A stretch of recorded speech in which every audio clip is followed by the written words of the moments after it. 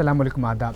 One TV के उर्दू खबरनामे में आप सबों का इस्तकबाल है। मैं मोहम्मद शहबाज। आगे बढ़ने से पहले नजर डालेंगे सुर्खियों पर।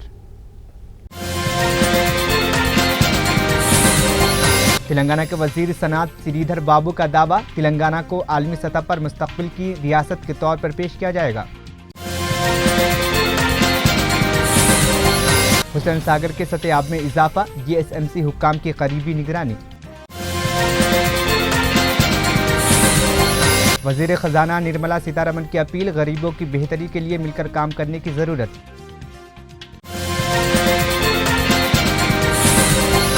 विनेश फोगाट का दिल्ली एयरपोर्ट पर शानदार इस्तकबाल, शौहर सोमवीर राठे का बड़ा बयान।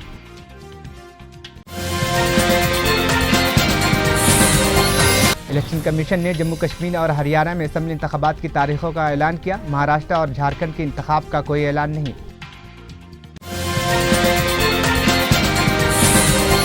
कोलकाता में खातून डॉक्टर की इस्मत दरी और कत्ल, हिंदुस्तान भर में डॉक्टरों और तलबा की कौमी हड़ताल, बेहतर तहफ़्फ़ुज़ का मुतालिबा। अब खबरें तफसील से। बीआरएस के कारगुजार सदर केटीआर ने एक सनसनीखेज इंकशाफ किया है कि वज़ीर आला रेवंत रेड्डी अपनी टीम के साथ बहुत जल्द भारतीय जनता पार्टी बीजेपी में शामिल होने वाले हैं।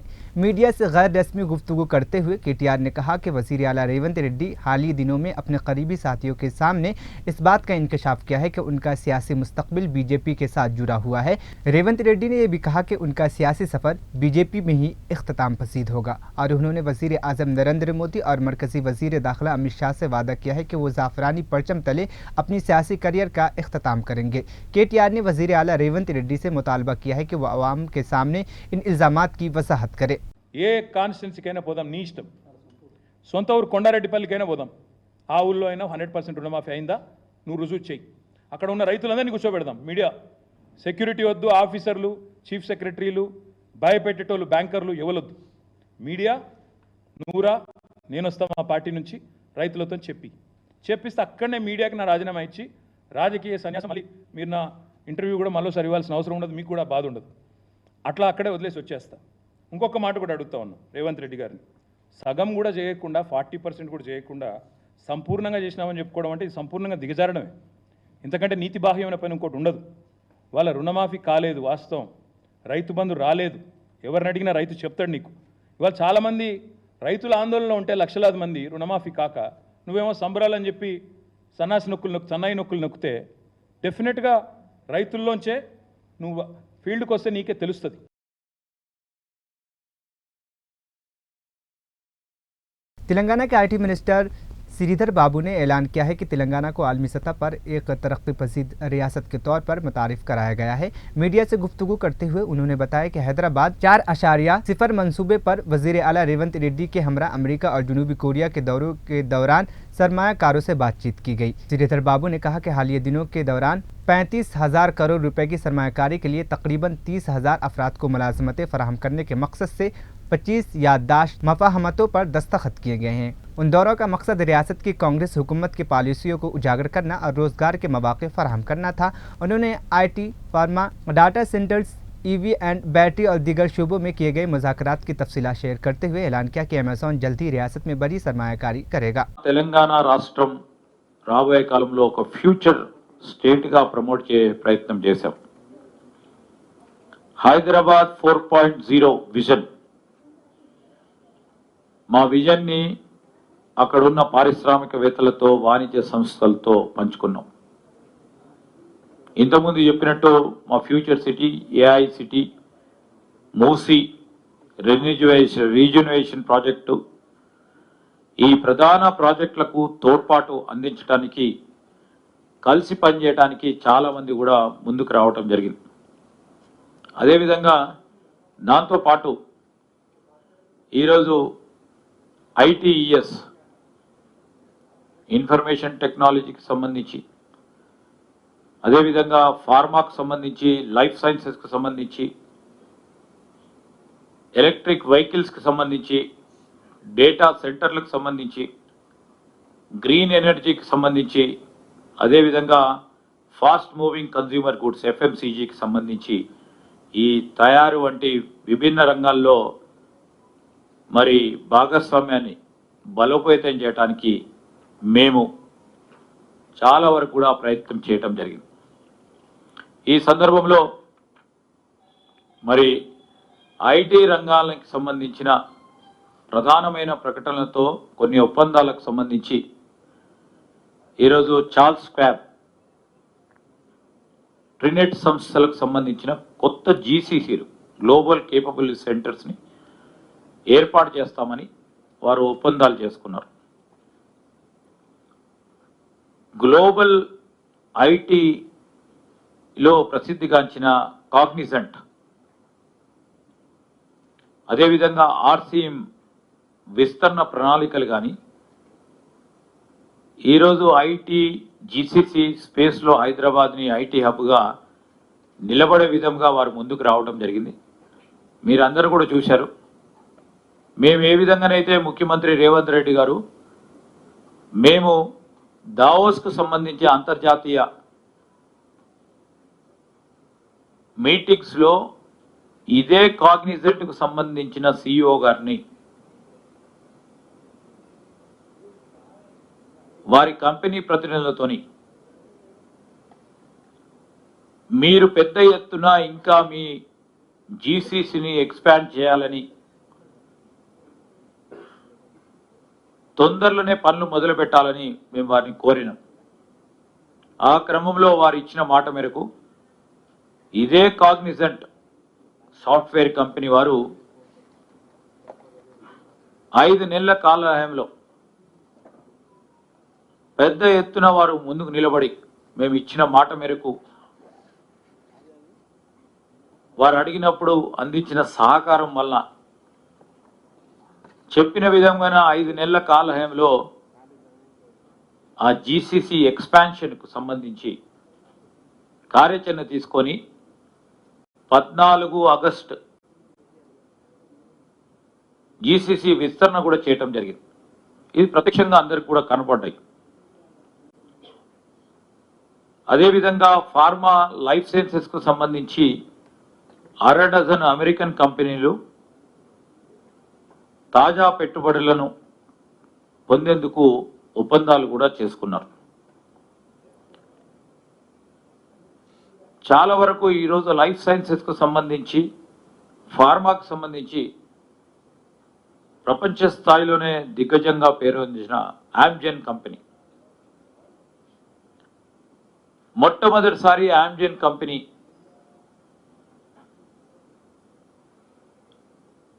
ఈ మల్టీనేషనల్ కంపెనీ మొట్టమొదటిసారి కొత్తగా R&D సదుపాయాన్ని హైదరాబాద్లో ఏర్పాటు చేయబోతున్నామని ప్రకటన కూడా చేయటం,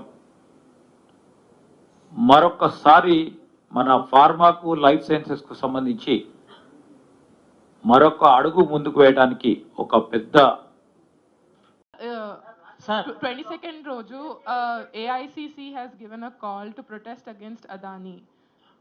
Ikkademo MOUs chestunaru. First of all, will local Congress participate in that protest?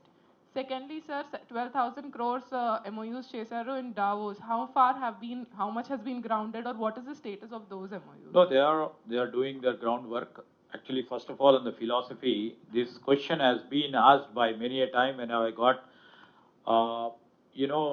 a call for invitation to inaugurate a Adani-led space company product. Okay, so we are very clear. Our government is focused. Whoever would like to partner with this state government, we would like to invite them, because ultimately we need employment for our people, we need investment for our state, and our chief minister and we are all categorical in saying that whoever comes to invest in our state and would like to partner with us, we will definitely welcome them. On the philosophical issue, on the ideology issue of the Congress over there, we will definitely be aligning with our party and see that, what is the interest of the state is more important. And we will also tell, if the Adani or some other big businessman interests are there which are against our people, then we will try to fight against it. We are very quite clear on this. Tomorrow also, we are quite clear, whoever comes and partner with us to provide employment for our people, we will partner with them. शहर हैदराबाद के club में वाक़ मशहूर तफरीही मकाम हुसैन सागर झील की सतह में हालिया शदीद बारिशों के बाद इजाफा दर्ज किया गया है। गुज़िश्ता 2 दिनों की बारिश के नतीजे में झील के पानी में वाज़े इजाफा हुआ है, जिसके सबब हुसैन सागर की सतह 513.41 फीट से बढ़कर 513.53 फीट तक पहुंच गई है। जीएसएमसी हुक्काम ने पानी की सतह पर करीबी नज़र रखने का अमल शुरू कर दिया है और पानी की ज़्यादा मिक़दार को कंट्रोल करने के लिए एक दरवाज़ा 2 फीट ऊपर उठा दिया गया है।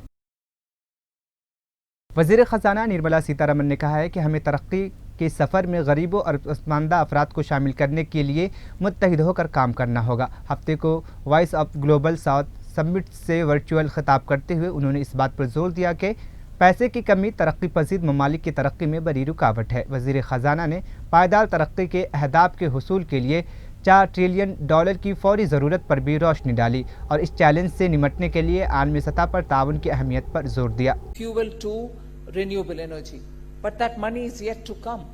But India didn't wait. The promises given in Paris have all been fulfilled with our own monies. There are times when, being the finance minister, it doesn't give me motivation when I have to answer people about why are our taxes like this?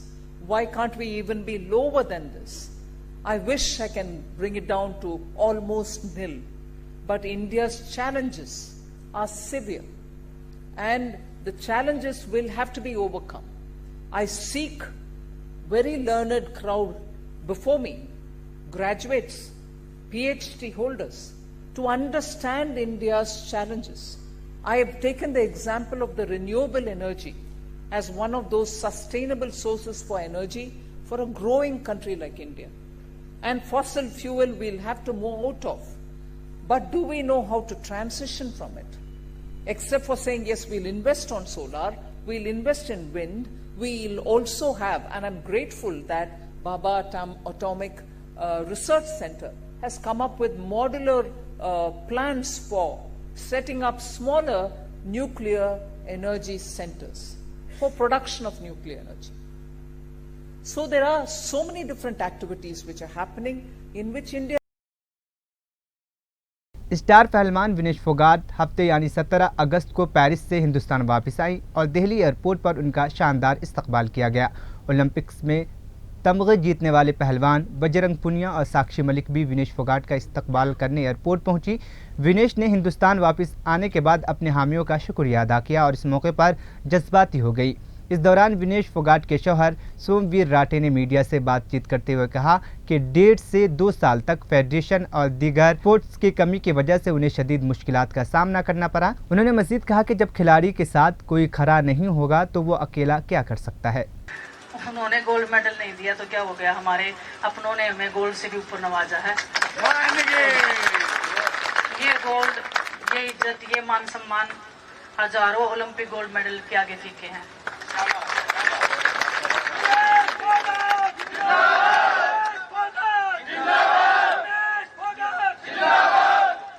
बस आप सबके आशीर्वाद और प्यार के बस एक वादा करके जाना चाहती हूँ मैं आप यहाँ से, आज आप सबके सामने यहाँ से, आपका मान सम्मान, आपकी इज्जत, कभी आपका सर हम झुकने नहीं देंगे। उसका मान सम्मान हम अपने जी जान पे भी बड़े रखेंगे। और बस परमात्मा से यही दुआ है कि हमारा परिवार, हम सब स्वस्थ रहे और ऐसे ही हर बच्चा उनका।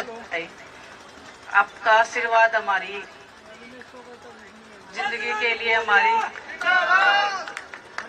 बहुत कीमती है। मतलब आप, मैं शब्द नहीं है मेरे पास में, जो प्यार मुझे मिल रहा है, जो सम्मान मुझे मिल रहा है, मैं पता नहीं भगवान ने इतनी खुशकिस्मत क्यों बनाई हूँ। मैं कल तक मैं कोस रही थी खुद को कि भगवान ने मेरे को बहुत बदकिस्मत बनाया है, पता नहीं क्या मेरे कर्म में है। लेकिन आज मैं बोल सकती हूँ कि मेरे से ज्यादा खुद खुशकिस्मत मेरे ख्याल से कोई नहीं है आज के दिन, जितनी खुश मैं आज में।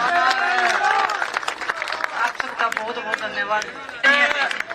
ये तो आपसे वादा है कि हर अच्छाई की, हर उस लड़ाई में हम आगे बढ़ चढ़ के हिस्सा लेंगे और बस आपके मान सम्मान को कभी आंच नहीं आने देंगे। बस ये एक वादा जरूर रहेगा। तब से पूरी कोशिश की विनेश ने और सभी ने कोशिश की, जितने भी साथ में थे। चलो नहीं हो पाया, मतलब सबकी किस्मत में मेडल नहीं होता। अपनी तरफ से उसने बेस्ट ट्राई किया और बस यही कहना चाहेंगे हम तो।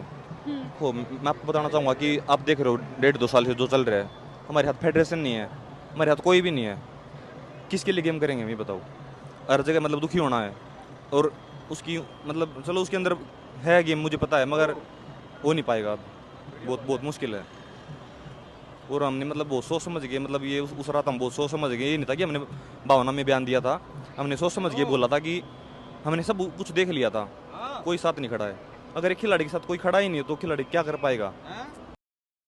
जम्मू कश्मीर और हरियाणा में असम्बली इंतखाबात के ऐलान के बाद तमाम सियासी पार्टियां सरगर्म हो गई है। कांग्रेस भी अपनी इंतखाबी सरगर्मियां तेज कर दी है। कांग्रेस के कौमी तर्जुमान आलोक शर्मा ने एक खबर रसा एजेंसी से बात करते हुए कहा कि चाहे हरियाणा हो या दिल्ली, कांग्रेस अपनी पूरी ताकत के साथ इंतखाब लड़ेगी। उन्होंने इंडिया इत्तेहाद के बारे में कहा कि ये कांग्रेस का इत्तेहाद नहीं था, बल्कि इसकी शुरुआत नीतीश कुमार ने की थी, जिन्होंने बाद में अलग होने का फैसला किया। आलोक शर्मा ने वाज़ेह किया कि दिल्ली और हरियाणा असम्बली इंतखाबात कांग्रेस के बगैर किसी इत्तेहाद के लड़ेगी और इस बार दिल्ली में हैरानकुन नताइज देखने को मिलेंगे। उन्होंने मजीद कहा कि कांग्रेस के बगैर किसी की हुकूमत बनना मुमकिन नहीं है। नहीं लेकर आती, लेकिन सैकड़ों करोड़ का बजट मीडिया के ऊपर खर्च करके और जिस तरह से दिल्ली के साथ पूरी तरह से ठगी की गई, ये 10 वर्षों में दिल्ली की जनता ने अपनी आंखों से देखा। आज एक महत्वपूर्ण विषय उसी कड़ी में लेकर हम आपके सामने बैठे। सबसे पहला तो मैं यही कहूंगा कि वो बिजली कंपनियों का जो डिस्कॉम्स का ऑडिट होना था, आज केजरीवाल जी बताएं वो ऑडिट कहां तक पहुंचा। ये तो कहते थे ना, लंबी लंबी लिस्टें लेकर बैठते थे, अजी साहब ये लिस्ट मेरे पास है, ये भी लिस्ट मेरे पास है, फलानी लिस्ट है, डिकड़ी लिस्ट है, इसमें उसका नाम है, इसमें उसका नाम है, ये भी भ्रष्टाचारी, वो भी भ्रष्टाचारी। आज हालत यह है कि सारा का सारा मंत्रिमंडल कहीं ना कहीं तिहाड़ घूमकर आ गया है। 17 महीने तक जो व्यक्ति जेलों में रहे, वो व्यक्ति आकर पदयात्रा के नाम पर नौटंकी निकाले, नौटंकी करे, मालाएं पहने। तो एक नया रूप दिल्ली देख रही है कि दिल्ली को जिसने लूटा, वही लोग वापस दिल्ली के बीच में जाकर कहते हैं ये मेरा परिवार है। यही केजरीवाल जी कहते थे ना, हाजी साहब सब मिले हुए हैं जी, हाजी सब मिले हुए हैं जी, ये तो सब मिले हुए हैं जी। अब दिल्ली की जनता को पता चल रहा है कि ट्रांसपेरेंसी और अकाउंटेबिलिटी के नाम पर, धोखाधड़ी करने के नाम पर जिस व्यक्ति ने पिछले 10 वर्षों तक ठगा है दिल्ली को, उसकी असलियत के बारे में आज हम आपके बीच में बात करने के लिए आए हैं और आने वाले समय में हम रेगुलर आप लोगों से बात करते रहेंगे। पिछला एक हफ्ता दिल्ली प्रदेश कांग्रेस कमेटी ने वाटर लॉगिंग, सड़कें टूटी हुई रही, उसको पूरे इस मुद्दे को हमने देश की जनता तक पहुंचाया। कल देश की जनता को और दिल्ली की जनता को पता चला कि सीएजी की रिपोर्ट जितनी है, लगभग 11 के करीब रिपोर्ट है, जो 2022 से सरकार के पास है। सीएजी एक स्वायत्त संस्था है, उस संस्था के माध्यम से तमाम रिपोर्ट्स आती हैं और सरकार जो है वो वित्त मंत्री के माध्यम से एलजी की परमिशन के बाद, वित्त मंत्री के माध्यम से एलजी की परमिशन के बाद उस रिपोर्ट को विधानसभा के पटल पर रखती है और उससे पता चलता है कि भाई किसी भी राज्य की माली हालत कैसी है, उसका वित्त का स्वास्थ्य कैसा है, फाइनेंशियल उसकी मेडिकल जो हेल्थ है कंडीशन वो कैसी है, उसका पता चलता है। लेकिन दुर्भाग्य है कि आज वो नीली वेबिनार में इलेक्शन कमीशन ऑफ इंडिया ने जुमा को जम्मू कश्मीर और हरियाणा में असम्बली इंतखाबात की तारीखों का ऐलान कर दिया है, जबकि महाराष्ट्र और झारखंड में इंतखाबात के बारे में कोई ऐलान नहीं किया गया। एक सवाल के जवाब में इलेक्शन कमीशन ने वजाहत दी कि 4 मुख्तलिफ मकामात पर एक साथ इंतखाबात कराना सिक्योरिटी फोर्स की तैनाती के मामले में एक बड़ी चैलेंज हो सकता है। इसलिए फिलहाल सिर्फ 2 रियासतों में इंतखाबात की तारीखों का ऐलान किया गया है। इस पर रद्द अमल देते हुए एनसीपी के सदर शरद पवार ने वजीर आजम नरेंद्र मोदी और मरकजी हुकूमत पर तंज कसते हुए कहा है कि वजीर आजम अपनी तकरीरों में पूरे मुल्क में एक साथ इंतखाबात की बात करते हैं, लेकिन अब सिर्फ जम्मू कश्मीर और हरियाणा में इंतखाबात का ऐलान किया गया है, जबकि झारखंड और महाराष्ट्र में इंतखाबात की तारीखें अभी तक सामने नहीं आई है। आणि आज आघाडीच्या वतीनं उद्याची महाराष्ट्राची अशी दिशा काय राहणार आहे आणि जे काही महाराष्ट्रावर संकट आहे त्या संकटातून महाराष्ट्राची सुटका कशी करता येईल या संबंधीची एक दिशा महाराष्ट्राच्या खेड्यापाड्या शहरामध्ये याचे लाखो सहकारी आहेत त्यांच्यापर्यंत या आजच्या सोहळ्याच्या माध्यमातून पोहोचावी त्यासाठी आजचं हे आपल्या सगळ्यांचे संदेश आहे. अनेक सहकारी मित्रांची वाटणी झाली आणि प्रत्येकानं महाराष्ट्रामध्ये जर परिवर्तन करायचे त्यासाठी काय करण्याची आवश्यकता आहे याचं उत्तम मार्गदर्शन हे आपल्या सगळ्यांच्या सोबत केलं. फक्त महाराष्ट्रापुरता विचार हे करण्याचे दिवस आता आहेत असं मला वाटत नाही. महाराष्ट्राचा विचार करावाच लागेल, पण अजूनही देशावरचं संकट पूर्णपणाने गेलं असा निष्कर्ष काढता येणार नाही. लोकसभेच्या निवडणुकीच्या वेळेला एक भूमिका आपण मांडली संविधानाच्या संदर्भात. मी जबाबदारीने सांगतो की ज्या निवडणुकीमध्ये काही प्रमाणात यश आलं, पण याचा अर्थ संविधानावरचं जे संकट आहे ते पूर्णपणाने गेलं असा निष्कर्ष काढण्याचे दिवस नाही. आणि त्याचं प्रामुख्याने कारण आज देशाची सूत्र ज्यांच्या हातामध्ये आहेत त्यांचा या सगळ्या संविधानात्मक संस्था, विचारधारा आणि तरतुदी यांच्या संबंधीची आस्था नाही. आज देशाच्या पार्लमेंटमध्ये आम्ही बघतो की देशाचे प्रधानमंत्री या पार्लमेंटची प्रतिष्ठा किती ठेवतात. राज्यसभेचे काही सदस्य या ठिकाणी व्यासपीठावर आहेत आणि ते सांगतील तुम्हाला. हल्ली राज्यसभेचं लोकसभेचं अधिवेशन झालं.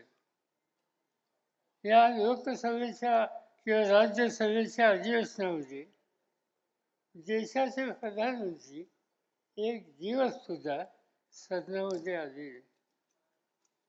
त्या सदनाची किंमत, त्याची प्रतिष्ठा, त्याचं महत्त्व, याच्याकडे जिंकून न बघण्याची भूमिका आजची राज्यकर्त्यांची आहे. आणि त्याची प्रचिती आम्ही जे लोकसभे किंवा राज्यसभेमध्ये आहोत.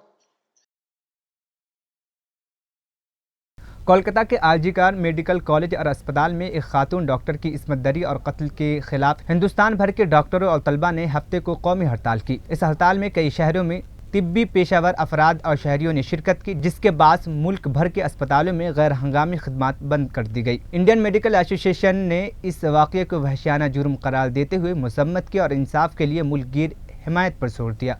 मुजाहिरीन ने खवातीन के बेहतर तहफ़्फ़ुज़ का मुतालबा करते हुए मुजरिमों को फांसी देने की मांग की। हैदराबाद में मानू यूनिवर्सिटी के तलबा ने एहतजाजी मार्च किया और हुकूमत के खिलाफ नारेबाजी की और सवाल उठाए कि हुकूमत खवातीन के तहफ़्फ़ुज़ के लिए ठोस इक़दाम क्यों नहीं उठा रही है।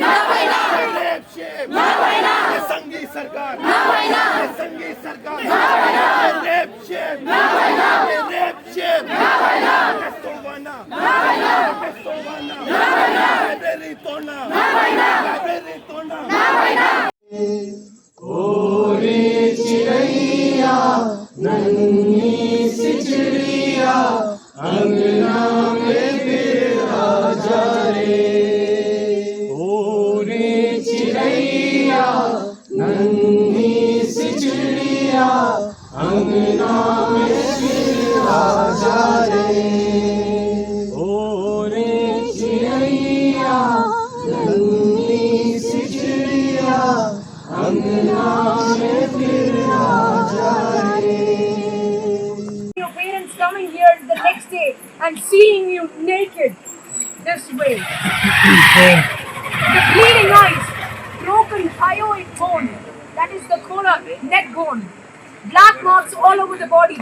The amount of semen collected from the body was that not a single person can ejaculate, even if he ejaculates 3 to 4 times simultaneously. It was a gang rape indeed. But the government is silent upon it. Apart from the private part and bruises on the face, the parents were called at 6 a.m. saying that she is sick. They called back them again and again, but they did not respond. And at once they took the call, and what they said was, she has committed suicide. They reached the hospital. आखिर में सुर्खियां एक बार फिर। तेलंगाना के वजीर सनात श्रीधर बाबू का दावा, तेलंगाना को आलमी सतह पर मुस्तकबिल की रियासत के तौर पर पेश किया जाएगा। हुसैन सागर के सतह में इजाफा, जीएसएमसी हुक्काम की करीबी निगरानी। वजीर खजाना निर्मला सीतारमण की अपील, गरीबों की बेहतरी के लिए मिलकर काम करने की जरूरत।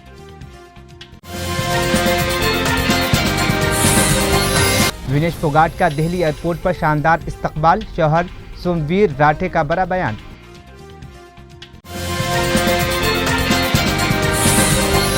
इलेक्शन कमीशन ने जम्मू कश्मीर और हरियाणा में असेंबली इंतखाबात की तारीखों का ऐलान किया, महाराष्ट्र और झारखंड के इंतखाब का कोई ऐलान नहीं।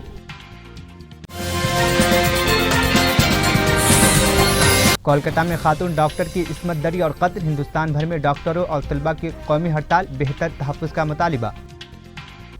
1TV उर्दू खबरनामा यहीं पर इख्तिताम पसीद हुआ। मुझे दीजिए इजाज़त, फिर होगी कल मुलाकात। अल्लाह हाफिज़।